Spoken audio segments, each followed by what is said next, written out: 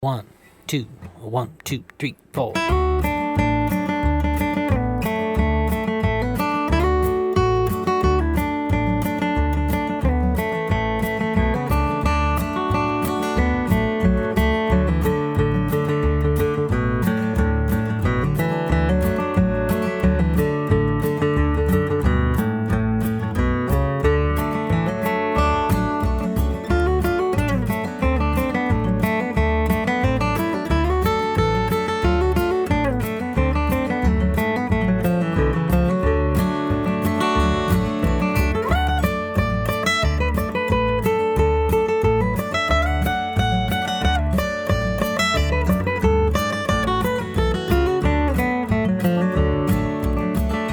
Hey everyone, welcome back to Music with Ryan. Thank you for joining me. As you just saw and heard there, I did essentially 4 passes at the old time tune Fly Around My Pretty Little Miss. And we're going to be working out of C position, sounding the key of D. And these solos are largely inspired by Gillian Welch and David Rawlings' latest recording on their album All the Good Times Are Past and Gone, released in 2020. And this tune is on there, so I've taken the way she sung that, and I've done, a fairly basic melody. We're gonna do that basic melodies 2 times essentially. One in this register here, and then one in the lower register down there. And then the 3rd and 4th time is gonna be a little bit more Dave Rawlings-esque, where we get a little bit more chromatic. We kind of do a lot, more twists and turns, and just try to get that Dave Rawlings sound. We're gonna start walking through the first half of this lesson right here on YouTube. If you want to access and download everything for this tune, download the tabs, the audio tracks, and access the full-length videos, click the link down there below to learn how. So let's go for it. Thanks for watching. So we're gonna dive into the first arrangement here for Fly Around My Pretty Little Miss. We are in the key of D, but we're playing with the capo on the 2nd fret out of C position, all right? And we're gonna play a very straight ahead melody. It's kind of like 2 solos, so to speak, for this whole progression here, this whole lesson. And we're gonna do one of the solos in a higher register and then one in a lower register, okay?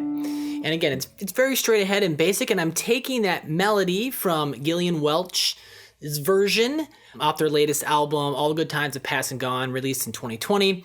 And I'm gonna do some more Dave Rawlings style solos and the more advanced arrangements. Plus, I'm gonna come out with some rhythm lessons based on this as well. That'll be Dave Rawlings inspired. But for now, we're gonna start putting these, put these first 4 on the screen and break this down.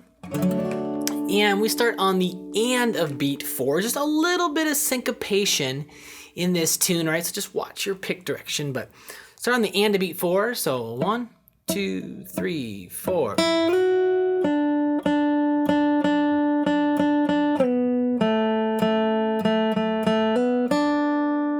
One more time, 2, 3, 4.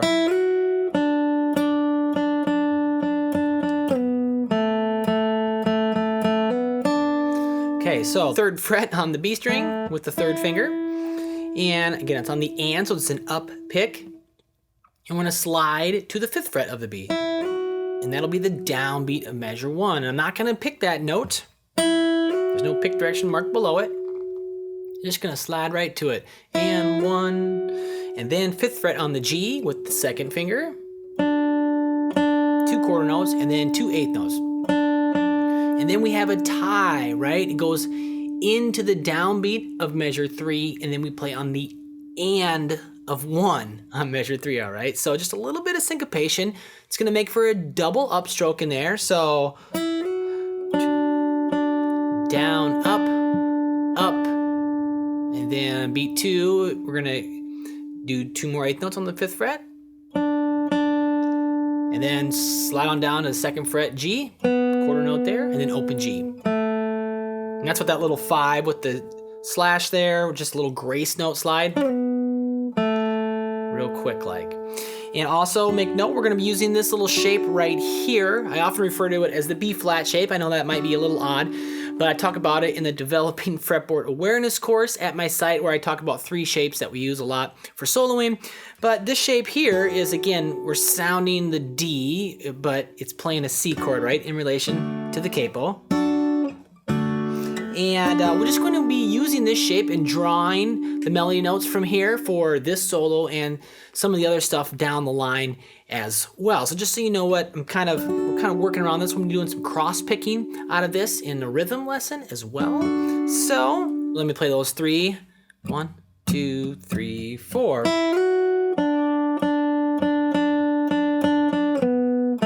and then going on to the fourth measure, just play open G again, and then 2 8th notes on the open G, then 0 2 hammer on the G, and then first fret B. Just a quarter note there. 1, 2, and 3, and 4. So again, very straight ahead, right? Almost all on the G string, the melody sits here in this first 4 bars. Let me play those first 4, and then we'll move on. So 1, 2, 3, 4. 1,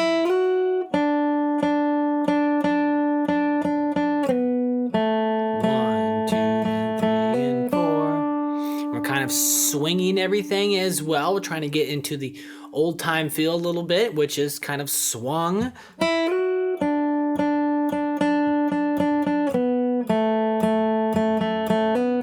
So use the audio backing tracks if you have access to those. And then let's go on here, measures 5, 6, 7, and 8. We're gonna get up to the 5th fret.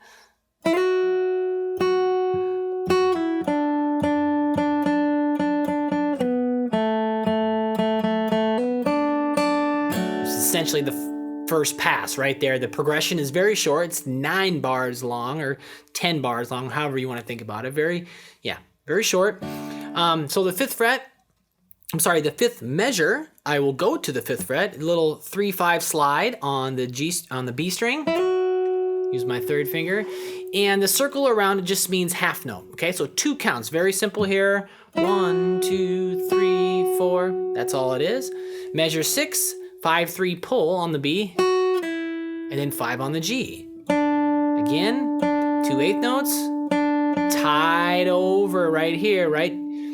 Nothing on the downbeat of measure 7, but on the and then 2 more on the 5, and slide down the 2nd fret, and open G. So let me play those again. So 1, 2, 3, 4, 1 and 2, 3, 4, and 2, and. So just make sure you feel that syncopated phrase, right? Just there's a double upstroke, and if it doesn't feel right, it probably isn't right. 2, 3, 4. Then right here, measure 8's the same as measure 4. Play another open G, and 2 8th notes, 2 more, 0 2 hammer on the G, and then B string 1st fret. So, put all 4 of them together.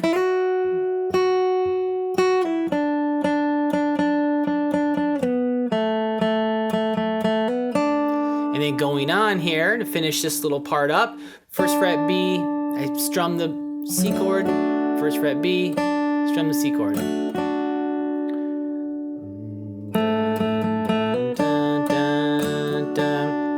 And measure 10, just like a little fill measure. 2nd fret G, open G, 2nd fret D, open G. Really, it's not the melody. I'm just filling it in with a basic little ornamentation. And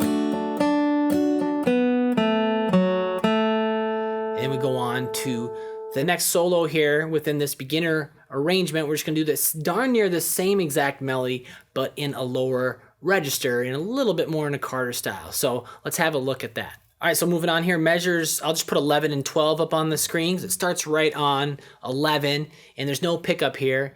And those 2 measures sound like this. Okay, so again, in that lower register, darn near the same, darn near everything's the same, but 2 0 pull on the D, and then 3 on the A, again. Series of 8th notes here, 4 and 1 and 2 and. So again, still has that tie, that syncopation in there, the double upstroke in the exact same spot as before. Down, down, down, up, up, down, up, and then open A, and and then 3rd fret low E. One more time, ready, go.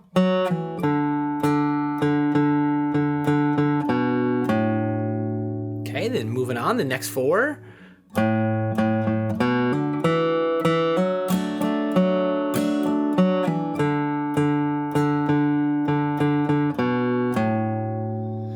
Alright, so we're gonna finish it up and repeat it.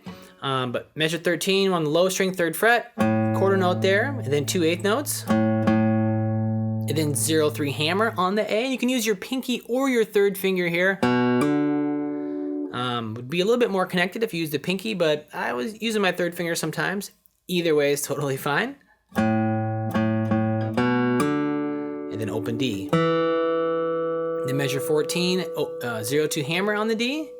Then strum, 2nd fret D, strum.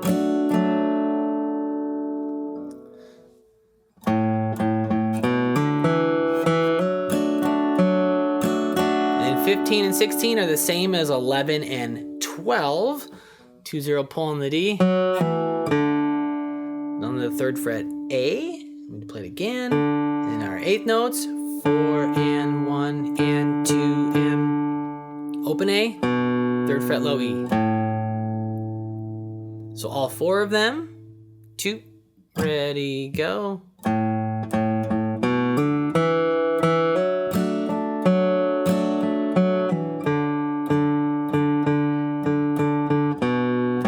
then going on here, we'll put just probably the next 3 measures up on the screen here. 17, 18, and 19. As measure 20 starts the 2nd arrangement.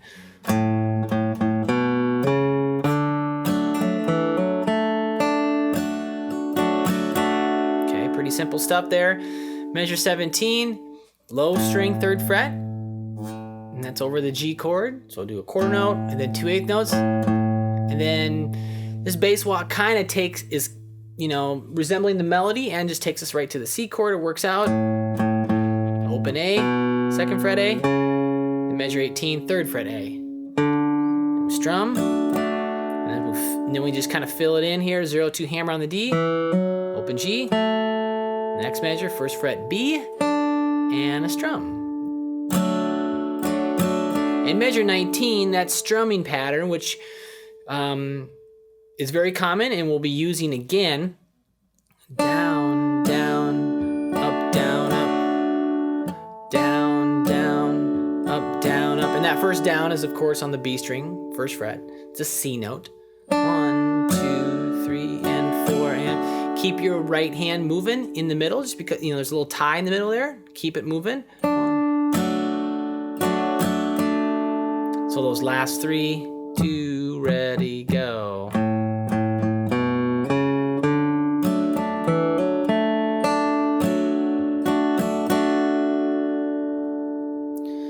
I'm gonna walk through now the whole thing, and I'm gonna play it nice and easy, and you can just kind of play along with me for this first arrangement here.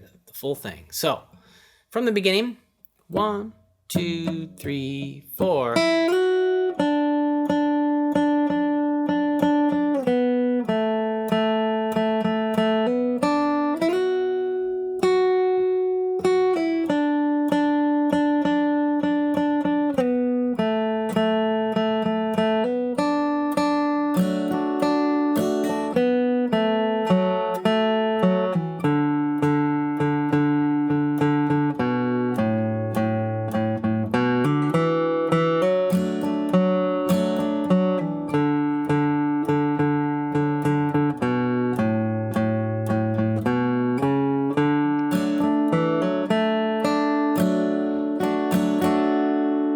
Okay, so there it is. Use the audio backing tracks in the sound slice if you have access to it. I think the biggest thing here is just kind of getting into the groove of this tune. That's why it's important to play along with the audio tracks, because it's rather simple, but I find it very effective and satisfying to play kind of the melody right on the head. And if you get into that syncopation, if you can fall into that pocket, if you will, it will feel really nice. And again, that's just how Dave and Gil do the tune, and I really like the way they approach it. So that's what's up with the first arrangement, and we'll walk through the second one when you're ready.